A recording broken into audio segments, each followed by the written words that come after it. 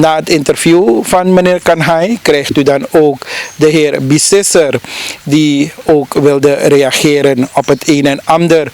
Want ook de naam van de heer Bissesser werd genoemd door meneer Bainaat. We voeren u naar dit verslag met beelden van Raj Mahango. De coöperatie maakt nu inderdaad een moeilijke tijd vanwege de COVID. En de markten zijn gesloten. De landbouwers hebben het moeilijk.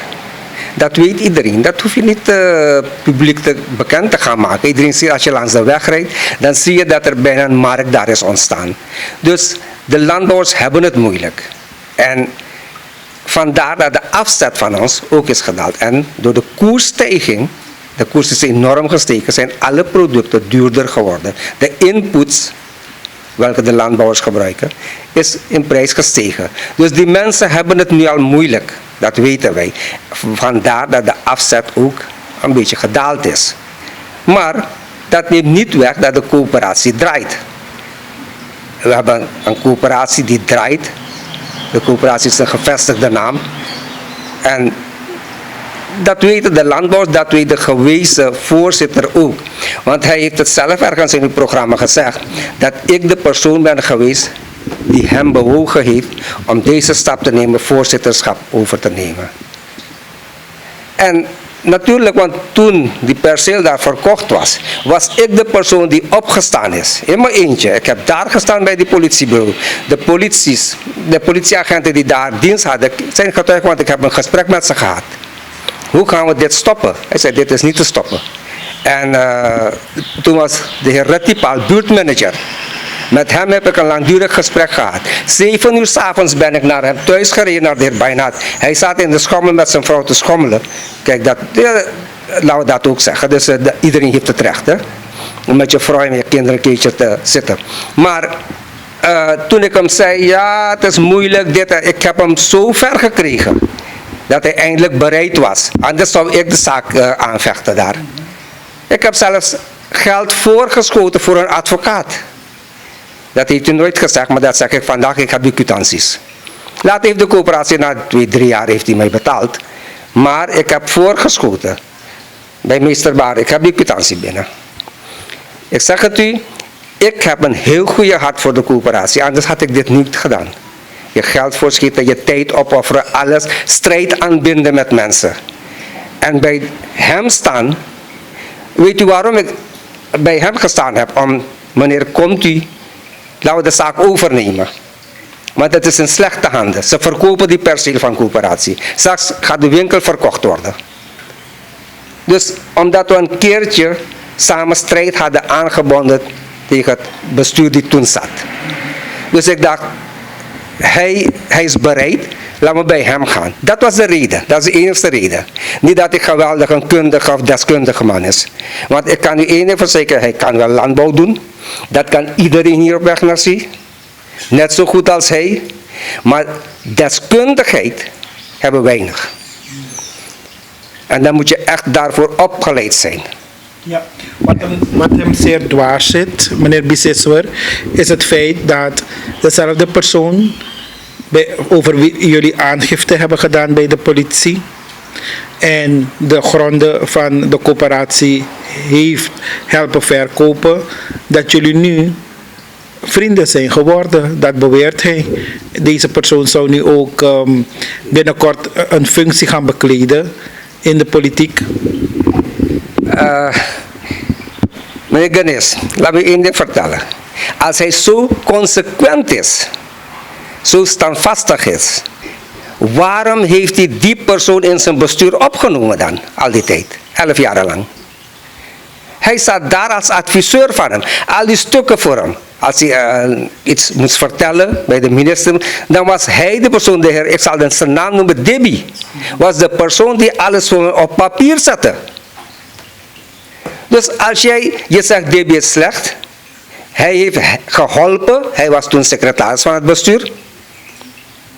Maar aan de andere kant, dezezelfde Bainaat, Wim Bainaat, heeft hem in zijn bestuur opgenomen. En ik heb geprotesteerd. Meneer Ganesh, ik zeg het, ik heb toen geprotesteerd, neem deze man niet. Want hij heeft geholpen, die perceel zei, nee, Hij komt in het bestuur. En hij was ook, denk ik, adviseur van hem. Hij was geen secretaris, maar hij had wel een bestuursfunctie en dat is commissie van toezicht. Hij staat ook in die commissie van toezicht. Dat is een hele hoge functie. En dat heeft Wim Wijnand hem gegeven, niet ik. Ik was niet in het bestuur. Ik sta niet in het bestuur. Maar zijn jullie niet bevriend met meneer Deby? Natuurlijk, met alle leden zijn we bevriend. Ook met Wijnand hoor. Niet dat we vijanden zijn. Ik ben echt geen vijand van niemand. Ja. Dus ik ben bevriend met Deby. Ondanks dat we strijd hebben geleverd tegen Deby op de verkiezingsdag. We hebben gewonnen. En we hebben netjes gefeliciteerd. Ook een schouderklopje gegeven. En alle oud-bestuursleden heb ik een hand gegeven. Dus zo friendly zijn we. Het is één coöperatie, we zijn net als één familie. Waarom zouden die vijandige houding aannemen? Ja. En hij heeft nu een hele vijandige houding aangenomen tegenover mij persoon. En dat zal ik u even verklaren waarom. Die stukken heb ik hier binnen liggen. Ik heb alle aantekeningen, want terwijl ik met hem sprak, heb ik aantekeningen gemaakt. Hij was hier op een avond, ongeveer 2 maanden voor de verkiezing. Hij kwam, hij had me eerst gebeld. Ik zei, ja, kom maar, ik ben alleen thuis, dus kom maar. En hij kwam, hij zat precies daar op die stoel waar hij zit. Daar zat hij. En die man kwam, je weet, ik heb de coöperatie grootgebracht, dit en je weet van alles. Ik zei, ik weet het, hoe die zaken zijn gegaan. En hij zei, ik ga me niet meer kandidaat stellen. Dat heeft hij aan mij gezegd, hij zat daar. En ik ga me niet meer kandidaat stellen, maar je weet, ik heb hard gewerkt, ik heb mijn perceel verwaarloosd, dit verwaarloosd. Terwijl dat een leugen is. Want hij heeft zijn percelen verhuurd aan die mensen die daar werken. Het is verhuurd hoor, in kavels verhuren. En je zegt, oh, zijn maar arbeiders.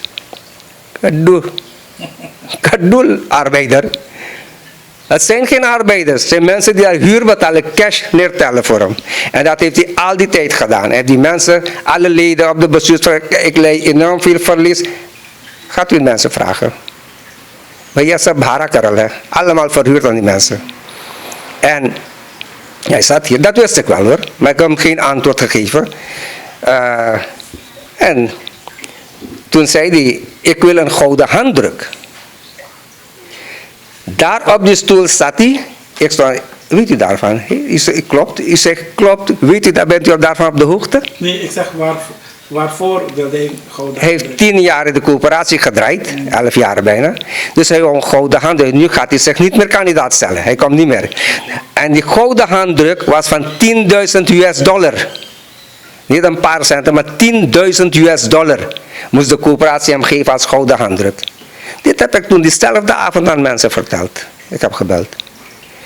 En ik moest dat, waarom hij bij mij kwam, ik moest dat op de ALV pleiten voor hem. Aan alle leden moest ik dat verkopen. Die man heeft hard gewerkt en zo, zijn perceel verwaarloosd, dit en dat. Allerlei verhalen moest ik dan verzinnen, zodat hij zijn 10.000 kon krijgen. Dus dat heb ik niet gedaan. Hij is 3 keer hier geweest totaal. De eerste keer gevraagd, tweede keer gevraagd, derde keer. Hij heeft 3 keren daar gezeten, alle 3 keren. Maar toen heb ik gezegd, er komt een commissie. Er komt een commissie in de coöperatie. En die gaat oordelen.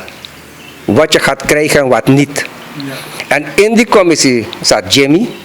De rechter Jimmy. En de heer Kanhai. Deze 2 zaten daar in de commissie en er is niks van terecht. Hij kan mij niet blamen. Hij kan de schuld niet naar mij toe schuiven. Dat ik dat niet gepleit heb of wat dan ook. Er is een commissie die moest oordelen. En die commissie heeft dat niet nodig gevonden. Dat hij 10.000 zou krijgen. Dus, meneer Ganesh, u begrijpt dat, dan is het niet prettig voor hem. Want hij mist die 10.000 van hem. $10.000. En mensen die gehaaid zijn om het geld, voor hun is elk tientje belangrijk. Vooral in de $. Wij zijn de geest, we helpen mensen. En ik zal maar niet zeggen te veel praten over hulp en zo, want ik heb een keertje gebeld. Dat een zwaggeres van mij wat geld wou schenken, weet u wel? Ja, dus u weet het wel. Dus we helpen mensen graag. Maar van hem, hij wil alles naar zich toe trekken. En dat is eigenlijk de oorzaak geweest dat hij mij nu als een zwarte schaap ziet. Weet je? Niet alleen een zwarte schaap. Meneer Biseswar, aan ons heeft hij duidelijk gezegd, in feite zou u ook niet eens in het bestuur mogen zitten, want u woont 6 maanden hier en 6 maanden in Nederland. Dus in het bestuurlijke zou u ook niet eens zitting mogen nemen en u zou ook de laatste moeten zijn die commentaar zou moeten leveren. Gadis, we hebben een statuut. De coöperatie heeft een statuut en die is al 2 keren bijgewerkt. De statuten zijn niet helemaal van deze tijd, maar ik zeg het is best om mee te werken. Nergens staat erin dat iemand met een vreemde nationaliteit geen lid kan worden van de coöperatie. Ik heb u hier laten zien dat ik een permanente verblijf heb van de president van de Republiek Suriname. Dus een permanent verblijf heb ik hier. En hier staan de handtekeningen. Dus waar ontleent hij het recht om te zeggen dat ik geen lid mag worden en niet eens lid van de coöperatie mag worden? Mijn vader was lid, een heel oude lidmaatschap toen de coöperatie opgericht werd. En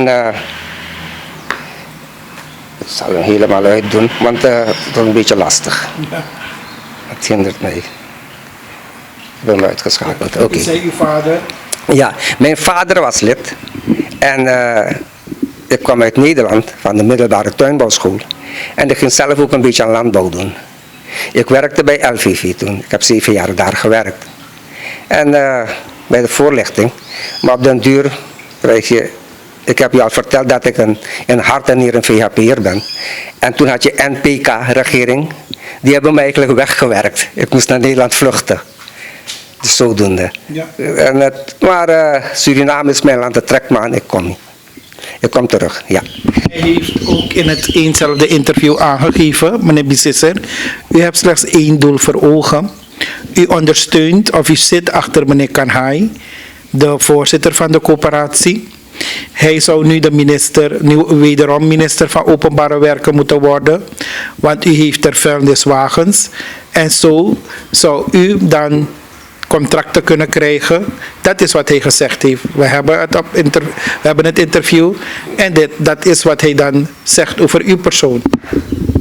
Meneer Ganesh, u bent journalist, u gaat overal. Weet u wie minister gaat worden? Laat me die vraag stellen, u weet de vraag hoor. Dus u weet het ook niet, ik weet het ook niet. En als u deze vraag aan de heer Ganesh Kanhai gaat stellen, weet hij het ook niet. Ook gesteld aan hem, hij weet het ook. Oh, kijk, dat klopt het toch? Ik ondersteun de VHP, met name de voorzitter van de VHP. Die ondersteun ik. En alles wat ik op het veld doe, alle partijwerkzaamheden, de politieke werkzaamheden, is voor de partij. En niet voor één bepaald persoon. Laat me dat zeggen. Kanhai is toevallig dicht bij mij, we zijn goed bevriend. Jaren kennen we elkaar. En ja, waarom zou ik hem, als hij me iets vraagt om een keertje met die soundtrack propaganda te maken, waarom zou ik het niet doen? Als ik Jogi kan gaan helpen, tot in Nikeri ga ik, maar deze verkiezing ben ik niet geweest. Komwijnen ga ik. Overal ga ik. Zo voor me eventjes te bellen en ik ben er al. Dat is mijn werk, zo werk ik. Dus wat mensen daar vertellen, dat ik kan hij goed houden dat hij misschien minister wordt, of wie dan ook minister daar wordt. Ik werk nu, er is een NDP-regering, mijn wagens zijn allemaal uitgereden, misschien gaat u straks eentje binnen zien komen. Ik heb mijn werk. En ik werk. En ik heb goed werk, laat me één ding zeggen. Ondanks dat, ik kreeg werk aangeboden van toen minister wat. Hij belde me. 13 oktober 2013 belde hij mij. Hij zei, meneer Biseswar, We krijgen meer werk op, komt u maar, we gaan praten. Ik zei nee, minister, zo ben ik niet. Zo zit ik niet in elkaar. Mijn auto's staan daar. Ik had 16 kraakperswagen, een van de grootste bedrijven in Suriname. Maar ik zit niet zo te springen om het werk ten koste van alles. Dat ik het ga aannemen, nee. Dat doe ik niet. En als men denkt dat ik Kanhai goed houd, ik werk voor de partij omdat toevallig Kanhai hier in de buurt in Resort Wegenaars belast is met de organisatie. Daarom ziet u mij veel met de heer Kanhai. Dus dat begrijpt die man niet. Want hij heeft ook geen verstand om dit soort dingen te begrijpen. Anders zou hij zoiets stoms nooit hebben uitgekraaid. Want niemand weet wie minister wordt. Niemand weet wie waar komt, directeur of wat dan ook, welk post krijgt. U zit dicht bij de politici, zie ik. Alle dingen kijken toevallig. Maar niemand weet het. Geen enkele politici van de VHP of van de andere partijen, die, misschien weten die dat, ze maken het ook niet bekend. Dus zo zit het in elkaar. Ja. Tot slot, meneer Biseswar, meneer Bijnaat zegt, hem was beloofd dat jullie van zijn expertise gebruik zouden maken en dat hij ook erevoorzitter zou worden van de coöperatie. Wat is er nu, waarom doen jullie dat niet? Meneer Ganes, alle gesprekken zijn hier gevoerd, aan deze tafel. Waar u nu aan zit, aan deze tafel zijn alle gesprekken gevoerd. En nooit en nimmer is er ooit iets aan iemand beloofd. Toen kan hij zeggen, er is een open plek en die moeten we ook invullen. Wie wordt dat? Toen begon ik na te denken, ik zat hier ergens op een stoel. En hij zei, Biseswar, u wordt dat. Ik had niet eens ambitie in het bestuur. Ik heb Wim bijna tot voorzitter gemaakt. En ik heb geen enkele functie daar in die bestuur van hem geambieerd. En ook niet het bestuur van Kanhai. Laat me één ding zeggen. Maar toen Kanhai me vroeg, ik kon hem niet weigeren. Begrijpt u? Dus zo is het gegaan. En we hebben nooit aan iemand wat beloofd hier.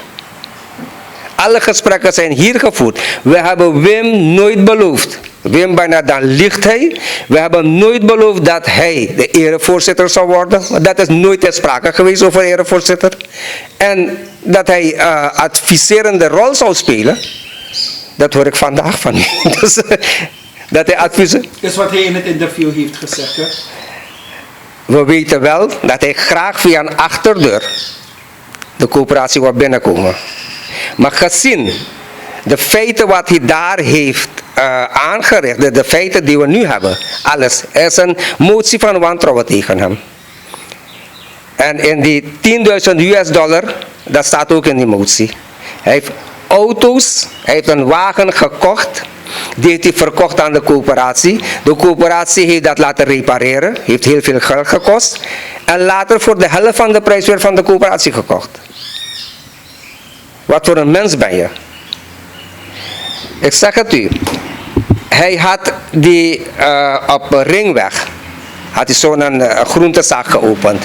Waarom bij de opening? Daar had hij de groentezaak geopend.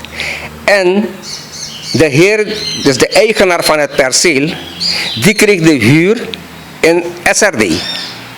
Was 1200 SRD per maand voor dat perceel. Voor dat winkel. Deze man, Bijnaat, had dat geregeld. Hij zei, ik ben de persoon die dat regelt, niet de coöperatie. En hij verhuurt het aan coöperatie. Nou, verhuurt niet voor de coöperatie voor $1200. Die kwitanties hebben we. We hebben bewijs, ik praat niet zomaar. Die telefoon die net overging, kwam van de vorige penningmeester. En hij weet de kwitanties te vinden. Ik had hem net gebeld. Voordat hij even kwam had ik hem gebeld, maar hij nam niet op. Dus toen belde hij mij op. Over diezelfde kwitantie. Dus dat is Bijnaat. Ik beschuldig niemand. Waarom zou ik die man beschuldigen? Kijk, het is een zaak van vorige bestuur. Het is een zaak van vorig bestuur. Maar nu zijn wij ermee opgezadeld. Dus Er loopt een onderzoek tegen hem. De accountant is bezig al die zaken te onderzoeken. En vandaar dat ik zei, hij wil de coöperatie binnenkomen als commissie van toezicht, in de commissie van voorzitter van de commissie van toezicht. Maar dat hebben wij geweigerd, omdat er een onderzoek gaande is tegen hem. De minister was sowieso iemand van hem, minister Parmisser. Die dacht dat die mannen en die peers eraan de hele grote vlag van de VHP bij hem thuis. Deze mensen, ik weet niet hoe principieel ze zijn. Hij speelt voor NDP bij de minister en daar hangt hij een vlag van de VHP voor zijn deur. En hij stemt, hij gaat rond hier in de buurt en zegt aan iedereen om te stemmen op de heer Sharman, Deo Sharman. Ik moet lachen, want zoiets, man, doet alleen gek. Als je helemaal doorgedraaid bent, dan doe je zoiets. Want anders, iemand die goed kan nadenken en een beetje zelfrespect heeft, die doet zoiets niet. Maar is hij welkom in de coöperatie, heer Biseswer? Elk lid is welkom in de coöperatie, elk niet-lid is ook welkom in de coöperatie. Iedereen is welkom. En ik zal u vertellen over die kas. Hij had 2 kassen gekregen van LVV. Die heeft hij verkocht aan coöperatie. Dus die kas wat hij gezien had, toen de tijd, was van hem aan de coöperatie. Heeft hij verkocht. Nou, hij heeft daar wat geld gemaakt. Goed, coöperatie had het gekocht. En hij zou daarin plantmateriaal kweken. Om dat weer te verkopen aan de klanten daar. Dus wat deed hij? Hij nam spullen, zaden, bestrijdingsmiddelen, meststoffen op rekening van de coöperatie. Dus dat ging op rekening van de coöperatie. En dit kan die winkelverkoper zelf u vertellen. Wat ik nu vertel, kunnen hij ook beamen. Wat deed hij? Als dingen verkocht waren, dan werd het 50-50 gedeeld met de coöperatie. Dus een kas heb je verkocht, is niet meer van jou. Je neemt spullen op rekening en je neemt van die winkel weg. Je neemt van die winkel weg, wordt niet opgeschreven wat overblijft. Je neemt 1 blik zaad, maar je hebt de helft gebruikt. Ik heb zaden hier, heel veel zaden. Je gebruikt maar een klein beetje. De rest wat overblijft, maak je netjes vast in plastic en dan zet je in de koelkast. Maar hij heeft een perceel daar. Dus wie weet waar die zaden naartoe gingen, die dingen die overbleven, die bestrijdingsmiddelen, kunstmest, waar die naartoe gingen. Maar de coöperatie kreeg maar zelfs, wat kreeg die? 50%. De helft van hem, dus van die opbrengst. Een kas die van de coöperatie is. Bestrijdingsmiddelen, zaden en alles van de coöperatie. En hij gebruikt ook arbeiders van de coöperatie. Dus dat zijn dit soort mensen. Die proberen heel hoog te schreeuwen, aandacht te trekken, anderen te bekladden. Mensen die een goede reputatie hebben hier in de buurt. Zoals Kanhai. Wie kent Kanhai niet? Ik ben met Kanhai ook naar andere plaatsen gegaan. Eframzegen en iedereen kent hem. En dan komen niet-Hindustanen bij hem. Een handje schudden en al die dingen. Maar als je dat ziet, dan zegt het je wat. Hè? Dat hij is de geschiktste persoon daar die de coöperatie kan draaien. Van de buurt, een lid en alles. Hij kent alles van de coöperatie. En deze man probeert hem nu zwart te maken.